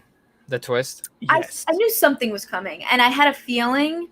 So yeah, I kind of saw it coming. Okay. I What's the saw it worst coming performance too, but I you guys still have ever liked it. seen? What's the worst performance you guys have ever seen? Justin Chatwin's forehead in Dragon Ball Evolution. Let me rephrase this. The worst performance you've ever seen in like one of your favorite films. Oh, one of my favorite films. Really hard. It is. Ooh, I don't even know the I answer. feel like sometimes if there's something that's like it's not like a great performance, that sometimes it takes me out of it, and then it's not my favorite film. You know, like because there's like things that aren't meshing together to make it like my favorite film. Mm-hmm. I can understand that. Yeah, I don't even know how to answer to it. All right, Joe Fletcher, would you bring back any old X-Men actors into the MCU? Zach, you popped up out of your chair. I would love Hugh Jackman to come back. I'd love Hugh Jackman to come back. As Wolverine? Yes. Okay. Even so, even if they weren't going to, you can't. None of these actors could come into play. Maybe some of the younger ones like Sophia Turner or Ty Sheridan, because they're not as like bonded to the characters. But yeah, I mean that's That's who I would pick. I agree. Kristen? Any old X-Men actors? Yeah. I mean, I always liked who was it that played Rogue? I always liked Anna Paquin. yeah, Yeah. I always liked her. I think that would be cool. But Yeah. again, I don't know if these actors are like if they could come back in and be kind of like mentors, or if they're like kind of aging out and it's like let's just bring in a new group of people so we can start, when they're younger and then have them in the series for like a longer period of time. But Yeah. I always liked Rogue. I think Joe is asking specifically if we bring them back as the same characters. I wouldn't, but two actors that I specifically would like to see in the MCU as different characters would be why am I blanking out? Liev Schreiber and Taylor Kitsch Yes. would be two really good actors to see in that. How about Channing Tatum as Gambit in the MCU now? Yes. They've been talking about that for like a million years, Yeah. I feel like. They even took a photo. There's a photo of all of them. All right, Scott Cluna says, "What would be your ideal choice actor in a movie?" Okay, what would be your ideal choice actor in said movie with said director in said genre? I'd like to see Denis Villeneuve make a horror drama with Leonardo DiCaprio. What type of film would you like? Zach, let's start with you. I want that film. No, to be honest though, I want Tarantino to do a sci-fi film before he retires. I want him to do a sci-fi western with Tom Cruise. Ooh. And I thought you were going for another Tom. No. I'm trying to think of a good feat, like, because I know he's talking about wanting to do a Bonnie and Clyde film. So I'm like, Bonnie and Clyde sci-fi with Tom Cruise. I'm trying to think of like a female performance. Like I want a really good female performance. Like someone who, like, I don't want an Elizabeth Moss or Lupita Nyong'o. I want Tessa Thompson. Let's do that. I want to see her with a Tarantino. All right. Kristen? This is hard. I feel like we're like pitching movies. I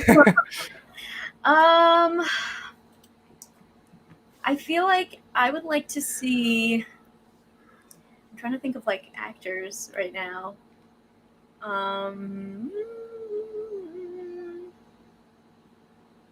I mean, I'd like to see like a Clue type of like mystery. Ooh, nice. Maybe with who would be like good in that. I feel like I need like a whimsical-ish director. Who's like a good whimsical-y director? Wes Anderson. Joe Wright. Yeah, maybe like a Wes Anderson could be fun because it would give you like really quirky characters and really like beautiful like locations, like sets. Yeah. So maybe like a Wes Anderson, like a Clue mystery type of thing with who would be good in that? Emily Blunt.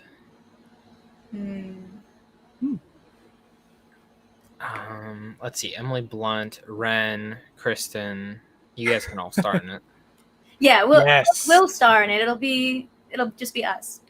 There you go. I just had this popped into my head and it's insane. I don't even know the genre, even though it's kind of pointed towards a niche because of who's involved. But I just want to see whatever Gareth Evans does by directing Tom Cruise in whatever they do. Are they doing something? No, not that I know of, at least. Oh, okay. But I think that'd be great. Go ahead. You know, actually, who I think would be fun in that? That girl that plays the girl Alba Baptista from Warrior Nun. Portuguese actress. Yes, I feel like she would be good in my movie that I'm working on. Right. Let's grab her. And because I feel like I really liked her performance in Warrior Nun. I know like the show got a little bit of mixed reactions, and I think it had a really good ending, but kind of more was setting up a season 2 than working on season 1. But I think that she's really talented, and I feel like I could see her doing a lot of different things. So I could see it too. Yeah, I think that would be my movie. All right. Scott Clune asks, what was the last great year for movies in your opinion? 2014 had a very little bad movies for me. It was so consistent with a lot of great movies. How about you? I'll tell you what, 2019 for me was better than 2014, but 2017 overall was the best year of the decade for me. Zach, do you stick with 2010? Yeah, I do. Kristen? You know, But 2019 was really good. It was really, really good. You know, I feel like a lot of movies that I really enjoy are from the 90s and like the 80s. Like Back to the Future, Labyrinth. And I feel like there's a lot of like 90s, like classic, like, you know, like rom-coms that like were huge then, like way bigger than rom-coms are now. So Yeah. I think those years, like, you know, somewhere in there. I don't have an exact year, but I feel like those time periods, I really like a lot of those movies. All right. SPC Bird is here. Zach, he joined one of your fan invites for the Q&A. Thank you for being here, man. I don't know if Kristen watches it, but what is the best season of Walking Dead? I haven't watched it. Let's start with you then, Zach. Let's only go with you. That's actually tough. I might say season 4 or 5 stick out the most to me, but the last season, not this one, but the one before that might be the best one. Season 9 might be the best one. All right. So, with Bryan Cranston announcing a Malcolm in the Middle reunion this Saturday, which I had no idea about, what is a Zoom reunion you would love to see for a certain movie or TV show? God. This is a great question. Oh, there's so Chuck. many. Oh wait, no, they actually just did one, so I'll say something else. Breaking Bad. Breaking Bad. Oh my All right. gosh. Oh my gosh. There's so many good shows. I'm like, what do I want to see? I mean, I think, you know, what'd be a cool one that's like a throwback. All That. Oh yeah. I don't know that one. Really fun. It was Ren, like I don't know if you had it, Ren. it was like a No. Nickelodeon like sketch comedy, like an SNL type of thing. But I want Oh, this. okay. I want this right that now. would be really cool. Yeah, I'm gonna I go want with this. that. I think that'd be really Yeah. Let's get it. All right. I would go with one of my favorite shows that I failed to mention in the other question, except for the ending. But I'd want to see a How I Met Your Mother reunion, seeing how the characters are dealing with the corona, and that way they can probably scratch the ending of the show and do something new in 2020 instead of 2030. Bruna asks, would you pay $30 to watch New Mutants Curse? And that would mean breaking the curse, and the world would go back to normal, meaning no more corona, but you can't watch Dune. No, I won't do it. I'll do it. Okay, thank you, Kristen. I'll All be Thanks for biting the bullet. Woo. Thank Can you. still watch Dune. Joe Fletcher, are you excited for The Mandalorian Season 2? Kristen? I didn't actually watch the first season. I'm not a huge Oh. Star Wars person, so I apologize if you have to kick me out of the podcast. No. But I will say, justice for Baby Yoda. He should have gotten an Emmy nomination. I agree. See? Zach? Definitely. Besides The Boys, is my most anticipated thing for the fall season. Yeah. Same here. I want to hear the answer for this one because I have to think about it. What is a comic book show you hate? Yeah. I'm going to search for comic book TV shows. Yeah, that's I mean, there's so many. It's I guess it. Oh, you know what? Half the CW shows. How dare you? Dude, Oh, I know one.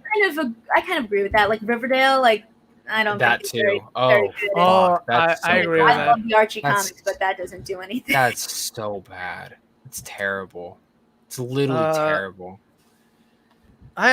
We just mentioned one a little bit ago. Smallville. I hate Smallville. Oh yes, you did say. Kick me out. Kick me out.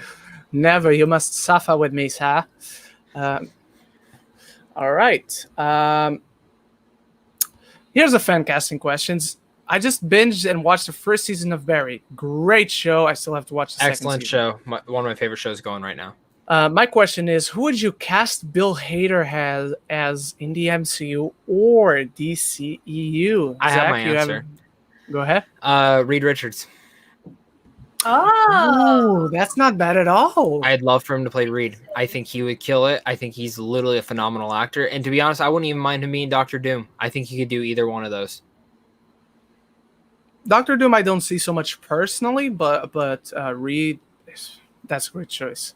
Kristen, you have any thoughts? While I look at my figures to think of a casting. can we get an idea? I don't know if I have an answer, so I'm just gonna say good answer, Zach. Thank you. That's a tough one. Who would? You know what? Beast from the X-Men. Oh, interesting. I can see that because Beast is like very smart, right? Yeah, I could see that too. Yeah, He has that. But Nicholas he can also Hoult. be one. He's like yeah, a better but he version can also, of Nicholas Hoult. Yeah. Beast is one of the smartest characters, but he can also be one of the characters who has the most fun once he feels comfortable around people. Yeah, I say we take 3 more amazing questions. Three more. All right, everyone. This one doesn't count, but he's right. Why didn't we mention Inhumans as far as comic book TV shows we hate? Because I didn't finish it. It was that bad. I finished it. I didn't. All right. That one. Let's go with a question for Kristen. Kristen, you have to tell me about this movie of yours. What? Oh, I What need is it? I to don't- write the script, so that movie that we're working on. All righty. So Bruna, you write the script for it. Send in creative questions, everyone. I'm going to bring this one up just to annoy Zach. What did I think of A Quiet Place 2? I really love it. It was my favorite movie of the year before it was delayed. But now it's my favorite movie of 2021. All right, this one is interesting. You have to swap one MCU hero with a DCU and vice versa forever. Which 2 are you picking? So not actors, but character. Yeah, but characters. One now belongs to Marvel, and the other one belongs to DC. Whew. All right, figures, help me out. Yeah. What was the question? You have to swap out one MCU hero with a DCU and vice versa. Let's do villains as well. Let's not get trapped in only heroes. Like the actors? No, the characters. Like move if you to the DC universe that was originally Marvel. Yeah. Okay. But if you change a villain, you have to change. But if you change a DC villain to Marvel, you have to change a Marvel villain to DC and hero and vice versa. Okay. Gorilla Grodd comes to the MCU and and then DCU gets Magneto. Oh, okay. Okay.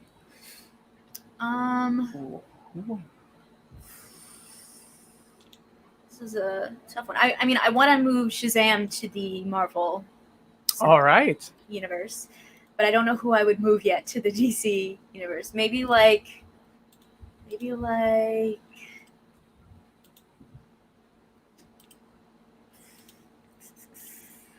trying to think like of a darker character that I feel like would work. I mean, Iron Man, maybe. I mean, that would be cool. MoonKnight. Sorry, I was thinking of MoonKnight. Iron Man could work in DC. I can see it. I'm going to bring the Flash into the MCU or just Marvel in general, and I am going to put. Who was I thinking about? I was just thinking about someone in Marvel. And I'm going to put Star-Lord in the DCEU. Oh, interesting. Or DC in general, I guess. I like that.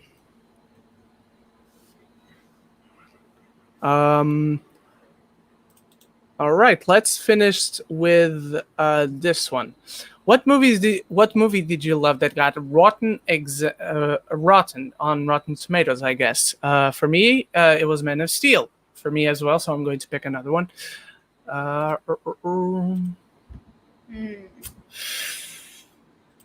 Did that get rotten? I'm going to Rotten search. Tomatoes. Wasn't Detective Pikachu rotten? Was it? I don't think it was. Oh, Warcraft. That's rotten. That's a big no from me. John Carter was rotten. I love that movie. This Means War should not have been rotten. I'll say one more. Power Rangers 2017 was really good, and it's 49% on Rotten That's Tomatoes. insane to me. What the That's hell? insane to me. That's crazy. Kristen? I'm trying to think. Rotten movies. I mean, I will say that Man of Steel is not one that I would pick. Sorry. But what's a rotten movie that we actually love? It's a tough one. I'm like, I need a list of what movies are rotten. Yeah, I had to search. I thought of Power Rangers because I saw my pops, but then I had to search if it was rotten. Unfortunately, it was. Yeah, there's a lot of ones that should not be. Yeah, but I guess that's Yeah, why for sure. it's good to have then, diverse critics. For sure. Because then there's movies that certain people like that other people don't, that won't end up rotten because there are other people that like them. That end up doing them. For sure. Yeah, I can't All right. now. Yeah. All right, everyone. That's it for this week's Geeks of the Roundtable. It's officially time to name Kristen one of the Geeks of the Roundtable. Yes. She's joining this big table that only gets bigger and bigger by each episode. Thank you so much for joining us, Kristen. What do you have coming up on your channel, and where can people find you? Yeah, so my channel is youtube.com/kmaldo, and you can find me at kmaldo pretty much everywhere. And a new project I have coming up. Actually, I'm launching a podcast later today. That I'm Nice. excited about. Look at that. Pop Culture Planet, where I'm gonna bring some people on as well, and I hope to have you guys on in the future to talk TV and movies and other pop culture things. So yeah, We'd love to. Awesome. Yeah, We'd that'd love be to. awesome. Zach, what do you got coming up, and where can people find you? Over here on YouTube. I'm Girl, just kidding. oh damn. Over on your podcast or on our podcast, and just watching movies, doing tons of movie reviews. I have tons of screeners to watch, and I'm excited to be talking about them. Yeah. And you guys can find me everywhere at Ren Geekness, YouTube, Facebook, and Twitter, and on Instagram at RenVieira93. Everyone's links are in the description, as well as our links for iTunes and Spotify. So check us out there if you want to just go for a run or go into the gym and you can't watch us, but you can still listen to our beautiful voices. I also got many reviews coming up, such as The Tax Collector, She Dies Tomorrow. I guess that spoils the movie. I don't know. And many others coming this week. Once again, Kristen, thank you so much for joining us. We're happy to have you. And so until the next episode, everyone, love each other and love the